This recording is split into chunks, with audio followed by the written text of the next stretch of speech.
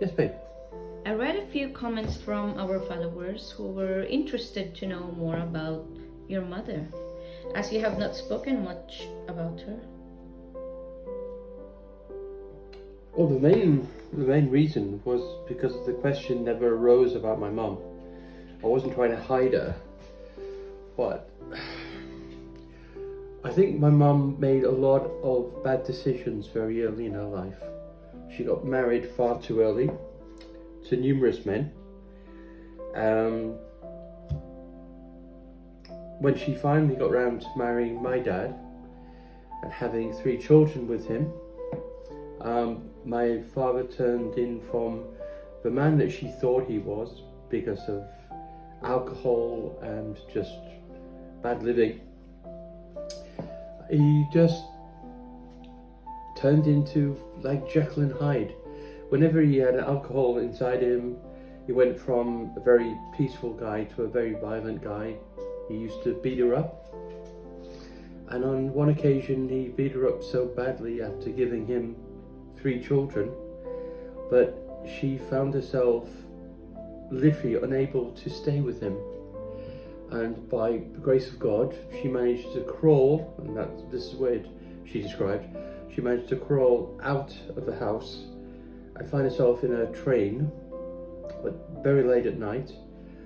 And she was so badly beaten by my father that the people who found her actually thought she'd been in a road traffic accident, and she was admitted into hospital.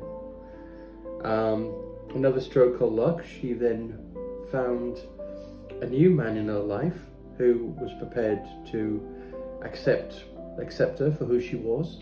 Okay, so where was she when your father died? When my father died, as I said, she got on a train from Yorkshire and she found herself in Birmingham. After her recovery, she managed to find herself in a job working in one of the many car factories in Birmingham, and there were a few at that time. She was an upholsterist. She used to actually make the car seat, the fabric for the car seats. So when was your reunion with your mom? I mean, all of you. After being in an orphanage, the Catholic orphanage, for about a month, so from December through to the end of January, they managed to track our mum down, because obviously the orphanage were very keen to get rid of us.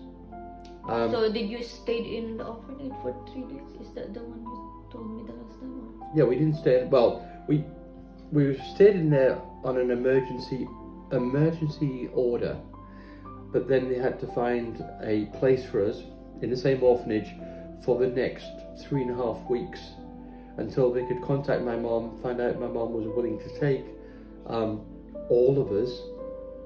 As I said, she just got into a new job, she'd got into a new relationship, and so very boldly she gave up the job that she'd had, a very well-paid job, by the way, in Birmingham.